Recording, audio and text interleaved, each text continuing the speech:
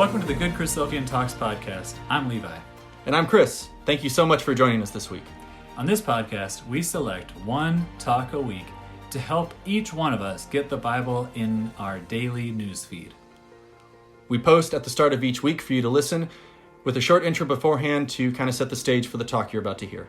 And now, let's hear more about this week's talk.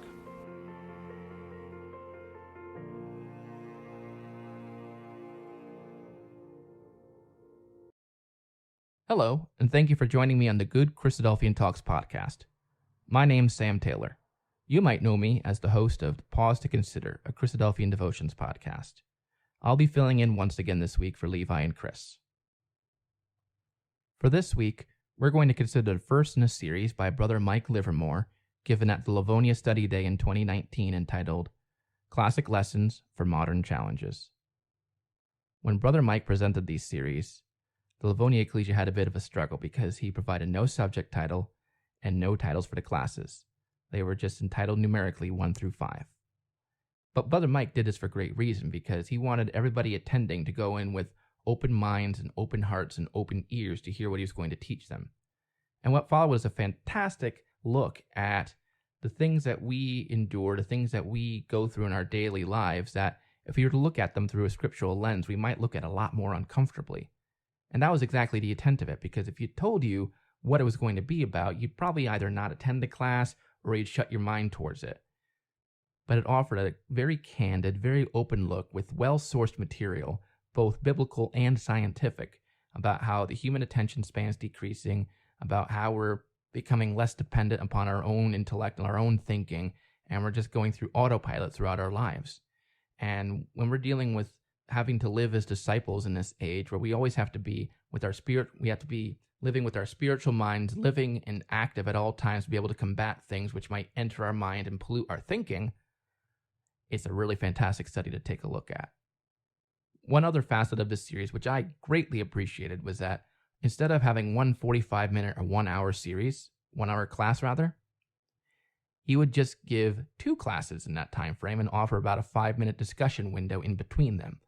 This gave people a chance to breathe, a chance to have some dialogue, a chance to process their thoughts. It's something that could really be helpful in other classes and other material that the Christadelphian community gives, because as we look at decreasing attention spans in society and within our own community, it might be helpful to do what we can to be more engaging and more direct with those who are listening, so that the Word of God might be able to sink in their minds more fully. So without further ado, let's take a listen to this first class, and next week you'll be back to your regularly scheduled programming with Levi and Chris leading the charge. So it was a pleasure being with you, and enjoy this series. God bless.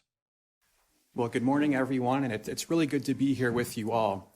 I'll just say at the outset that having done this study in preparation for the classes, it really caused me to re-examine some of the practices and things that I do in my life, and hopefully it has the same effect for all of you. Around 760 BC, in the reign of King Uzziah, also called Azariah, the nation of Judah lived prosperously. Uzziah did what was right in the eyes of the Lord, and he listened to the prophets. The people loved God at that point in time, and they fought against his enemies, the Philistines, for example. They built many things. The nation thrived and prospered. Despite the oncoming threat in the distance of the Assyrians, the nation of Judah increased. But to these people, the prophet Amos wrote, "Woe to you who are at ease in Zion and trust in Mount Samaria, notable persons in the chief nation to whom the house of Israel comes.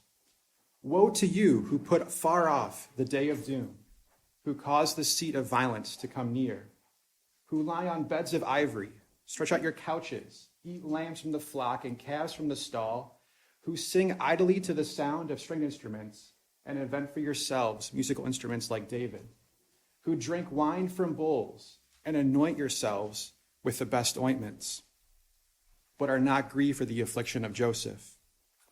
A prosperous, happy people did not see or did not care about the oncoming threats because they were too busy living lives of luxury.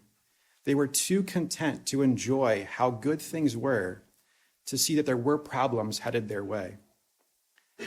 150 years later, the returned exiles, having succeeded in their move from captivity to Jerusalem under Joshua and Zerubbabel, fell victim to discouragement from the nations around them, and complacency set in.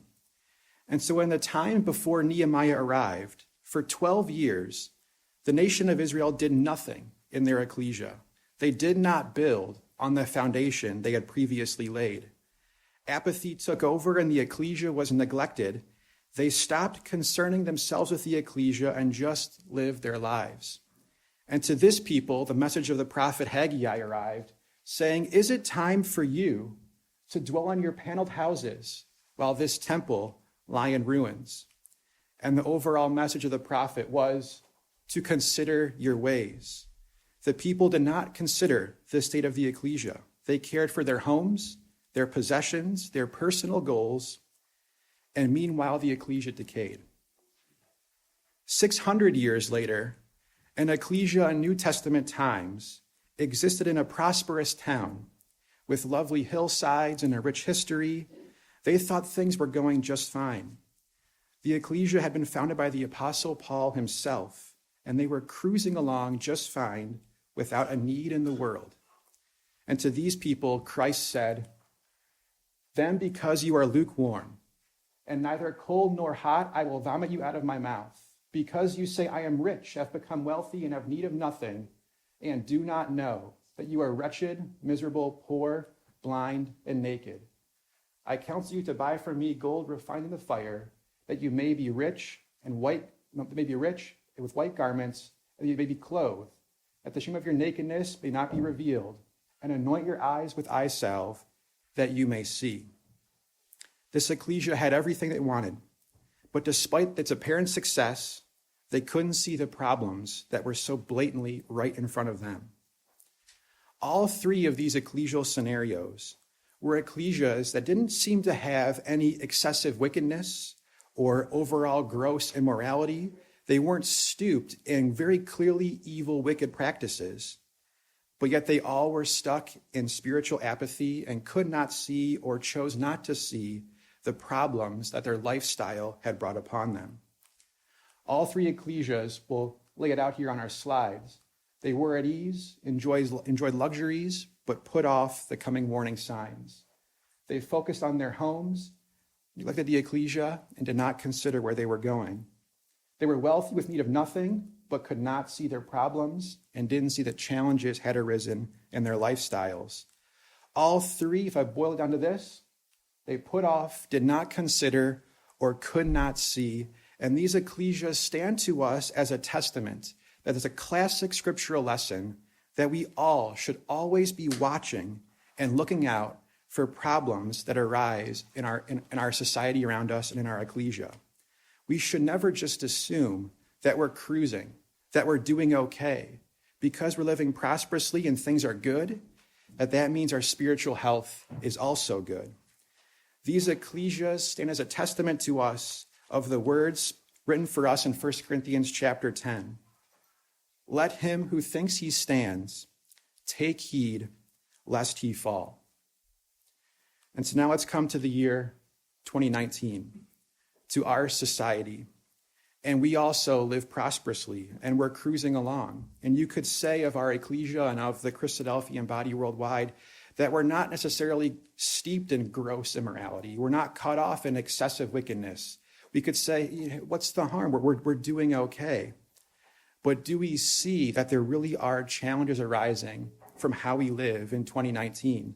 And all the luxuries and great things of this life bring challenges that perhaps we just choose not to see or have ignored or not given the proper time to consider their harm or threat to our spiritual health. And in the challenges we'll look at today, they all really stem from something that's developed uniquely in our time. Now, you probably can't really see this graphic all that well. It's a little chart of the growth and adaptation and changes in web, internet, computer technology. How since the 80s, this chart sort of map for us how things have grown and changed. And I've broken it down into this somewhat intimidating little breakdown of the evolution of computer science. And I actually bring this up because there is going to be a connecting point to Scripture in this chart. And so we have here what's often sort of considered by computer scientists the 4 eras of the web. Web 1.0 being like going back to the 90s when we all had a little PC in the corner, had our dial-up connections. The dominant trait was just that websites just had information. You went out and you logged into AOL.com, you went to Alta Vista, and you could go to the various .coms to get information. And the internet began to replace libraries, and this saved companies lots of time. And it was a really sort of a very new and kind of fresh change that was very valued by a lot of us. And the only spiritual threat at that time that we could see was, well, you know what, it's kind of a waste of time. You go on your computer and you kind of lose track of time. The spiritual threat at that time was minimal. But then you come to the 2000s and Web 2.0 began, where now websites online are not just there for our information, they're now interactive. And you have things like Facebook and MySpace and Twitter, where now people gather together for the social power of the internet. And things like Facebook and Twitter really changed our social structure and began to replace meeting people in person, because you could meet and catch up with people online. And it became addictive. And this is where we start to really now begin to see there is a danger. There is a problem that can arise from where the internet is taking us, because that interaction online is very powerful and addictive, and it can begin to suck us in. It can also expose us to a lot of things we didn't necessarily would have chosen to see if we had just lived our lives regularly without the internet. But now in today's day and age, in the year 2019, we're now entering what's called Web 3.0, where now the machines, the computers, are beginning to run things for us. And now artificial intelligence is taking over, and technology has just grabbed a hold of us and now refuses to let go. Now things are being curated for you, and all you have to do is just open up youtube.com, and YouTube has an algorithm where it knows your search history, it knows what you do online, and it presents to you recommendations of videos that it knows you would want to see. So now technology has the hook inside of us. And you often would see if like maybe you send a message, an email to a friend saying, are there any good strollers for my kids? The very next ads you'll see online are ads for strollers. So the computers and the machines know us as well as we know ourselves. And web technology now is designed to capture us and to steal us into their market share and not let us go. And the danger now in the intelligent web is that this level of immersion online is consuming, and it refuses to let us go. There's the social component. Now it knows us better than it knows ourselves, and it refuses to let us go. And it can really change how our society functions. And the way this is going is that in Web 4.0, the predictions are it will be the symbiotic web, where humans and computers will have an inextricable relationship to each other, and the machines will just decide things for us. Your car will just drive itself and take you where you need to go without even asking you where you need to go. It just knows. I get in my car in the morning, it takes me to work. Machines will just make decisions for us. And how can faith survive in that environment if we're not even going to be using our brains 20 years in the future? This is where technology is going. Now, the point of this little chart here was not just as a little bit of education on how the web has grown, but I found this history of the internet to connect with a classic scriptural lesson for us that I think is going to be the overall theme for our study today, which is that each of those iterations of web history matches the progression of Lot back in Genesis. Do you recall when Abraham and Lot's herds and their group were too big and they had to split up, and Abraham chose the less fertile area and Lot chose the area by Sodom? How at that point in time, he didn't just say, you know what, I'm going to go live in Sodom. But he slowly, progressively, gradually inched that way, and he eventually wound himself trapped, inextricably tied to the city. And so we have in Genesis chapter 13, verse 10, I'm going to try using my Genesis chapter 13, verse 10, Lot first saw Sodom. He saw the plain east of the Jordan, how it was fertile. And he said, you know what? That looks like it could be kind of cool. The spiritual threat at that time was minimal. He just saw the fertility and the options available to him, much like us with Web 1.0. Lot then was sort of hooked. He then chose to go live there in the next verse. And he began to move in that direction. And at that point, his course was set. He wasn't fully trapped there, but that's the direction he was heading. And that was us in the previous decade in Web 2.0. We were headed to this point in our lives where technology would be a part of every single thing we do every single day. And that's where we are right now. As Web 3.0 begins, we are now Lot, who was dwelling in Sodom in chapter 13, verse 12. He and his family now lived in that city. They were a part of its culture, and the conformity, the shaping of his family was now beginning. And that's us right now with technology, is it not? How children that grow up today, all they know is a world online where everyone has their gadgets. It's not going to change. And of course, the doom of Web 4.0, if you will, is that a few chapters later, when Abraham comes to rescue him, Lot was sitting in the gate in Genesis chapter 19. He had become an elder, a wise man who was amongst the leaders. He was now involved in the leadership. He had fully now put on the mantle of the city of Sodom. He was now one of them. He was absolutely a part of the city. There was no difference between him and the Sodomites. And that's the future we're headed towards with technology, where the online world and online communities are now going to be just a part of our lives. And there'll be nothing different about us than other people that are functioning online.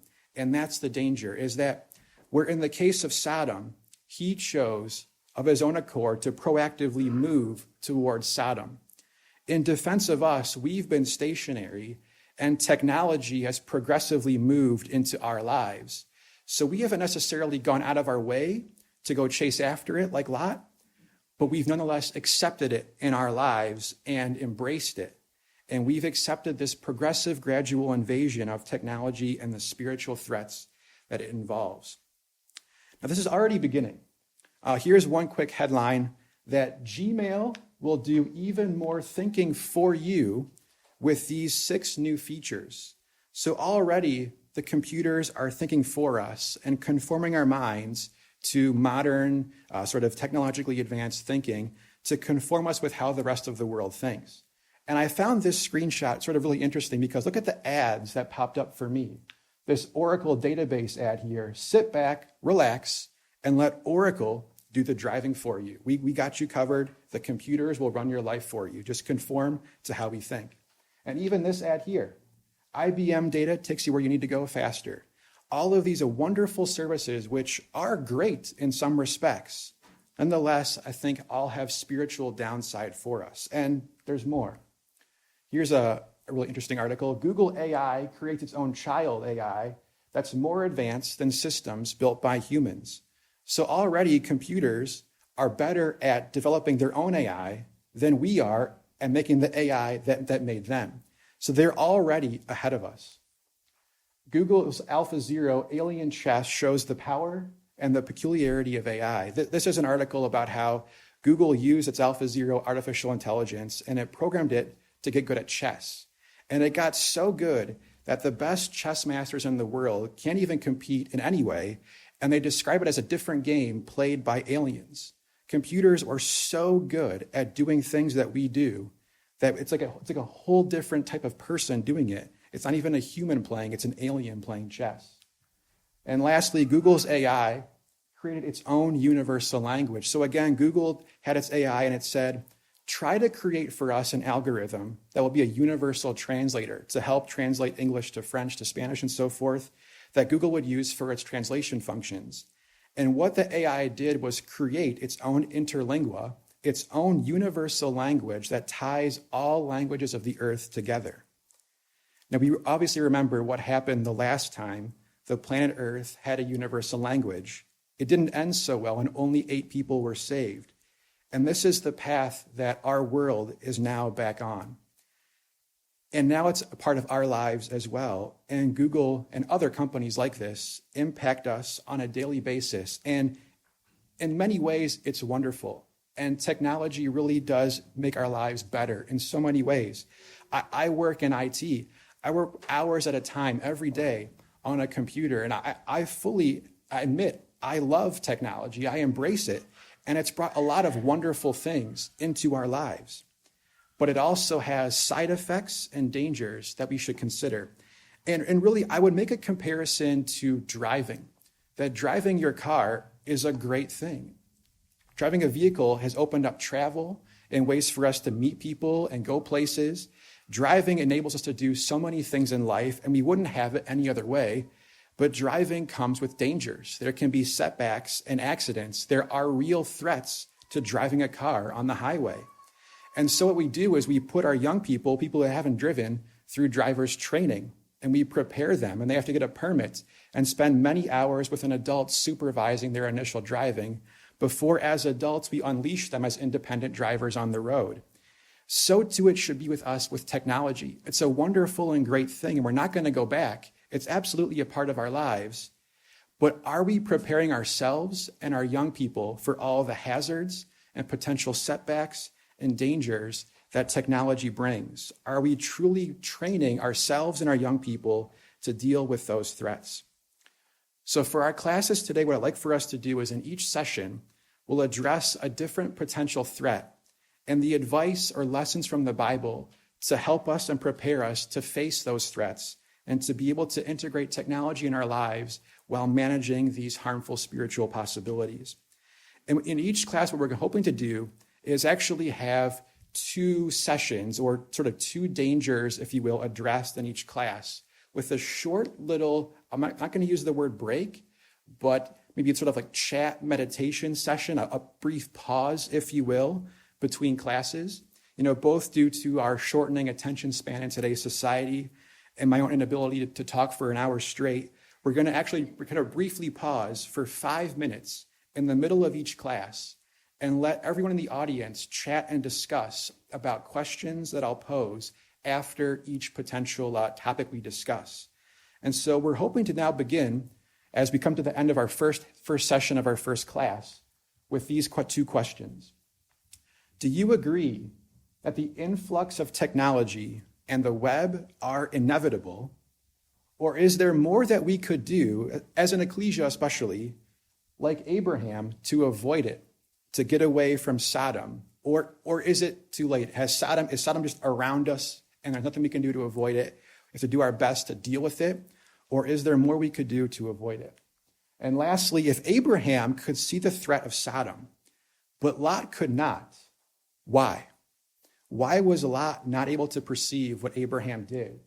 And why is it also hard for us to see the problems in the things that we love today? So take 5 minutes. I'm really hoping, it's a new thing. I'm hoping this won't be 5 minutes of awkward silence. I'm hoping there will be some chatting, and you can just sit and think and meditate if you like. But we'll see how it goes. And so everyone, please take 5 minutes, and I'll see you then.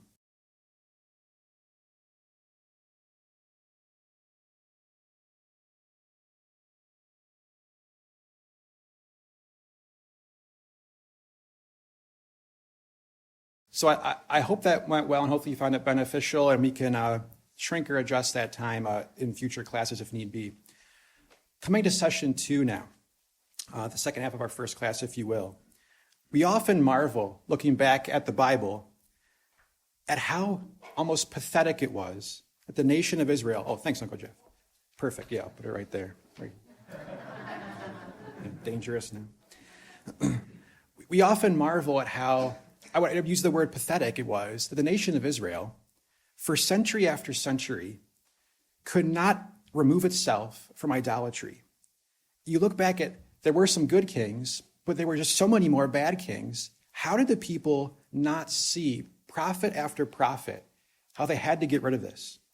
We also marvel at things like, how come the disciples couldn't see that Christ had to be crucified? It's easy for us in hindsight to look back and say, why couldn't they just fix it? Why couldn't they just get over it? And that's the power of hindsight. But in that time, for whatever reason, the people of Israel, despite many faithful individuals coming through, they could not fix this problem. The failures that they had for so many generations of their history, they couldn't shake it. And this is the danger of idolatry for the people of Israel, that for 700 years, from the golden calf to King Zedekiah, they just couldn't get over it. And it's baffling. Even the king that was reigned in the times of Amos 6, our opening passage in the first class, how the people were doing prosperously and the nation was okay. It said of King Uzziah in 2 Kings chapter 15, verses 2 through 4. Maybe I'll just read verse 3 of King Uzziah. It says that he did what was right in the sight of the Lord, according to all that his father Amaziah had done. He was one of those rare good kings. But in verse 4, except that the high places were not removed, the people sacrificed and burned incense on the high places. And it's this sort of classic dilemma we see in the Bible of a good, faithful person, one of the rare good kings, and yet he, like so many, could not shake idols. And he wasn't the only one. King Asa, really one of the best kings Judah ever had. It said of Asa, when he heard the words of the prophet Obed, he took courage and removed the abominable idols from the land of Judah and Benjamin and from the cities which he had taken from Mount Ephraim. He was a really, really good king, and he removed idols, but the high places were not removed from Israel. Nevertheless, the heart of Asa was good, loyal all his days. Even King Asa couldn't completely shake the idols out of his life. He couldn't fully remove this thing from his life. And here's really, I would say, what's wrong with idolatry and why it's wrong and why it's so powerful and hard to remove. The real reason, the primary reason God condemns idolatry is that it's a threat to him. That idols for believers back then, for the Israelites, they took the place of God. In the Ten Commandments, God said, you shall have no other gods before me. And that's what idols represented to the people. They were worshiping and following and praying to other fake gods. It was really an affront to God's presence and existence. But what was a secondary problem with idols? That idols themselves were associated with practices from the nations around them. The other nations that were idolatrous, their sinful ways would creep in via idolatry to the nation. And so here's a verse from 2 Kings chapter 17. They followed idols. This is the people of Israel, by the way, became idolaters and went after the nations who were all around them, concerning whom the Lord had charged them that they should not do like them. God wanted his people Israel to be special and set apart and to not practice the same things as the nations around them. And that really sort of began with idols. First it was the idols, and then with it, all of the practices and lifestyle and things that idolatry brought along with it. And why was it so hard? Why, even when the idols were taken away, and you got rid of the overwhelming majority of idols, why couldn't they just get rid of it for good? Because these things were everywhere. There were idols all over the place, and it was so difficult to extract something that is constantly around you. And so Ezekiel chapter 6, verse 13, it says, there are idols all around their altars, on every high hill, on all the mountaintops, under every green tree, and under every thick oak, wherever they offered sweet incense to all their idols. These things were on the highest peaks, the highest mountains and hills. They were buried under the earth, under trees. Idols were inescapable. And even if you got rid of most of them, your neighbor might still have one. Down the street, there were some idols. There was always this constant temptation. The people of Israel couldn't just get up and leave. They couldn't move somewhere else. They were stuck where they were in the land. And if idols were there somewhere in the land, that temptation and influence was always going to be there. And of course, even after the captivity and the nation of Israel finally stopped with the physical idols, finally quit with the actual images to calves or whatever, the statues were finally put away, there still was, in the New Testament, idolatry in a different form. And Colossians chapter 3, verse 5 says, therefore put to death your members which are on the earth, fornication, uncleanness, passion, evil desire, and covetousness, which is idolatry. And so even in the New Testament, the believers, the people of God in the New Testament times, they still had idolatry in a more sort of abstract sense, that if there was something you really wanted in life, if there was a possession, a person, a lifestyle, something, a career that you wanted and you coveted it, it began to take the place of God in the lives of believers back then. And those things that they wanted so much now began to replace God as a focus and the goal and the passion of their life. And they began to also be exposed to other people in their society who also loved these things. And the ways of the world, if you will, like the fornication and uncleanness and evil desires, would also creep in via sort of spiritual, more abstract idolatry. And even in New Testament times, they could not shake how there were things through covetousness that were their idols and took the place of God. They couldn't get rid of them, and they brought them into bad places. So now it's 2019 for us. And a lot of you may be kind of seeing where this is going. And in today's society, we, of course, don't have, statues and things built out of bronze that are calves or goats or whatever. We don't have these silly idols.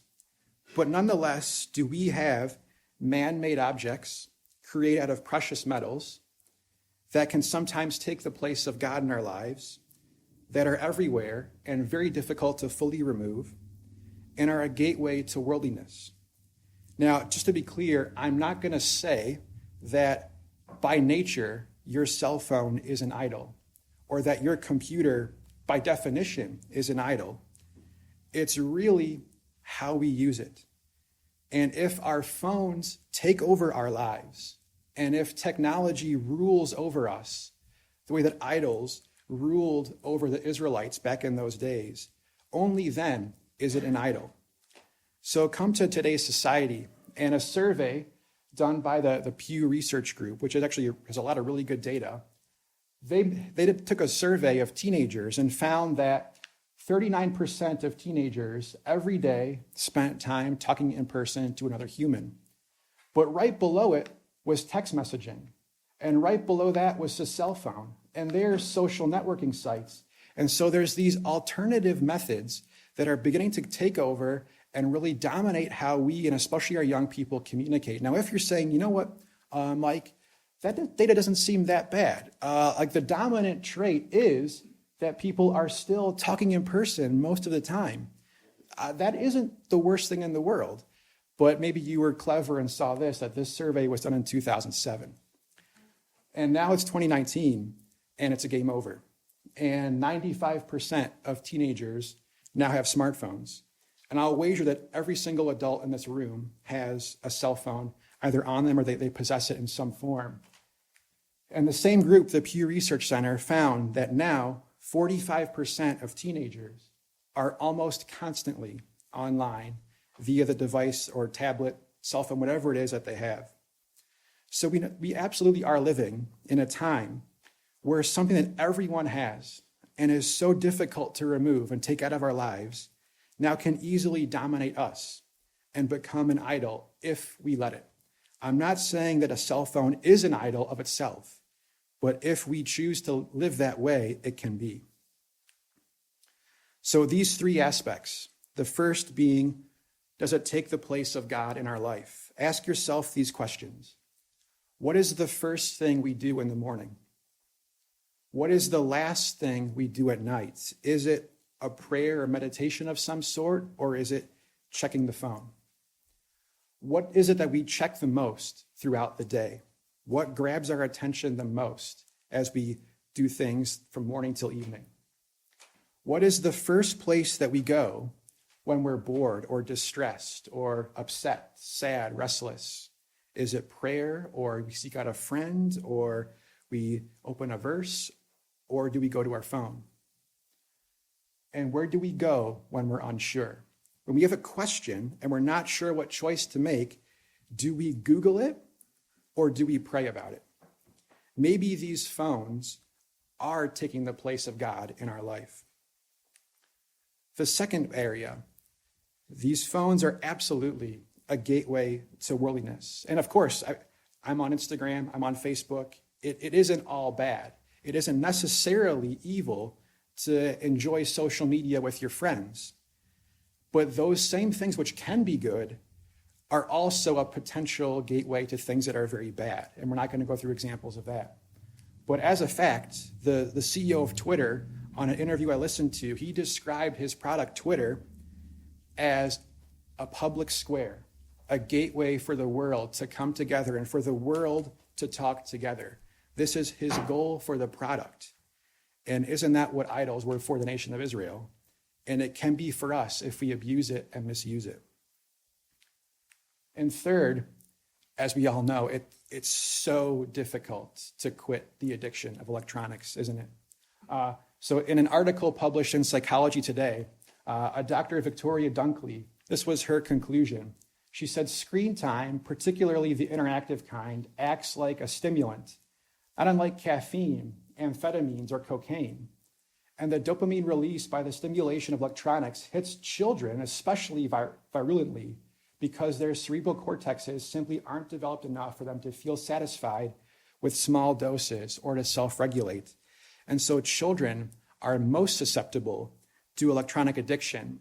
And me as an adult, I absolutely am as well. I've been in this situation playing Civilization at 2 a.m. and you wake up and realize, what am I doing? Where have I been?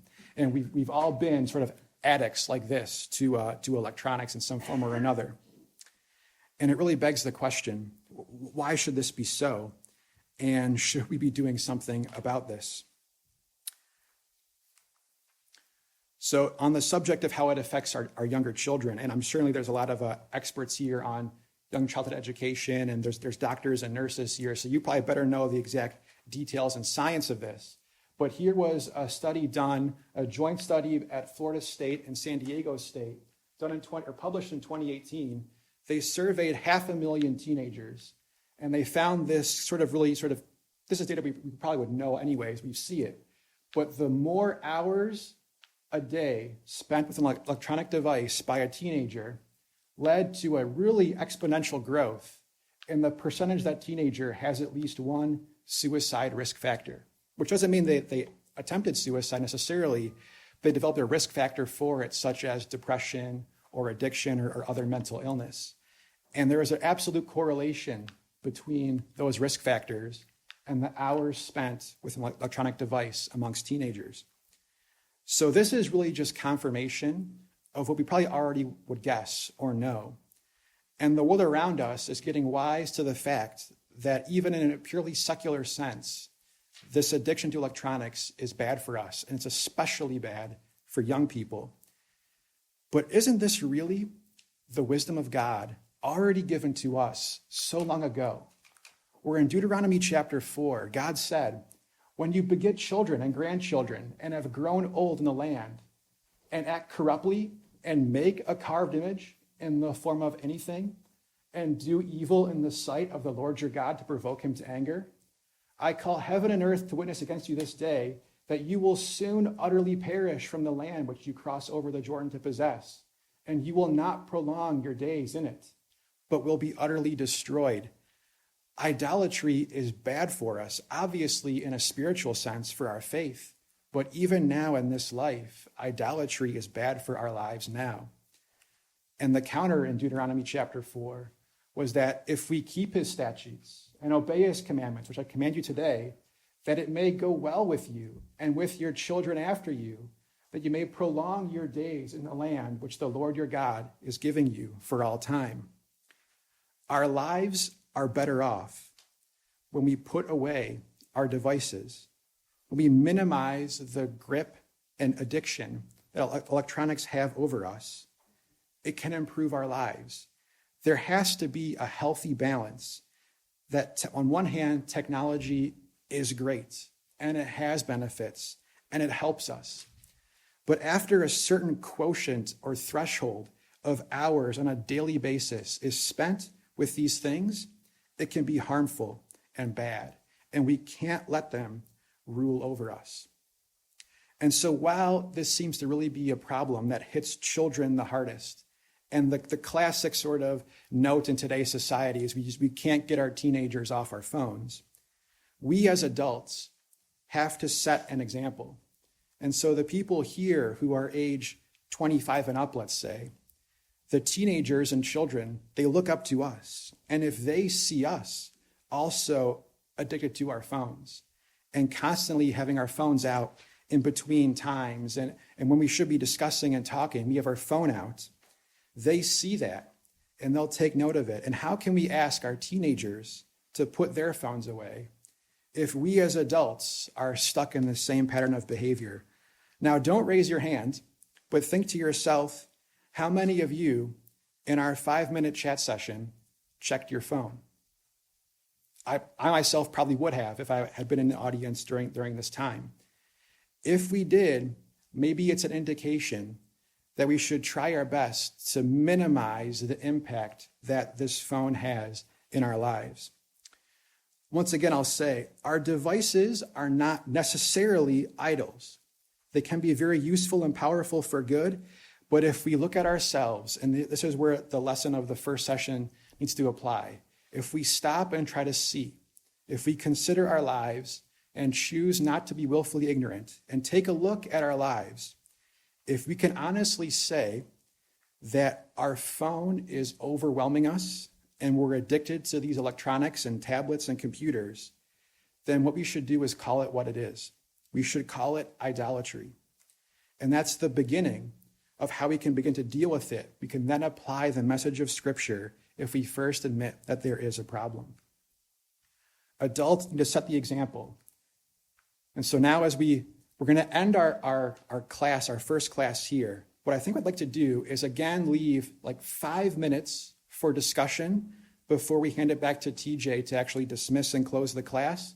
But here are some questions for us to take into our break as we discuss this topic. What has worked for you to minimize or reduce or balance, whatever word you want to use, the addictive power of technology? And how do we help our young people avoid idolatry via technology in a world which is absolutely unavoidably heading in that direction? The online world is taking over. How do we show young people to avoid it and manage it?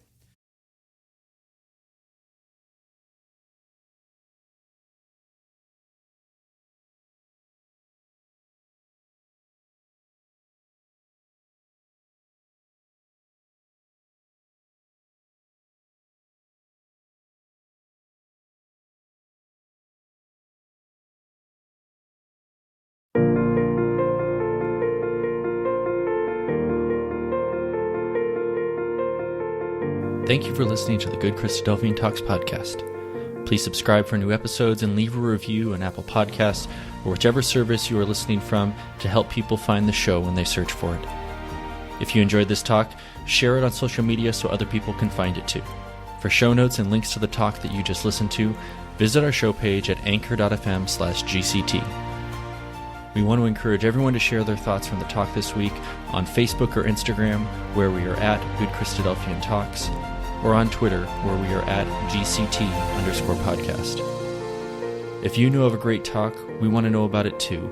Send a suggestion to goodchristadelphiantalks@gmail.com or message us on any of our social media platforms. Thank you for listening. God bless, and talk to you next week.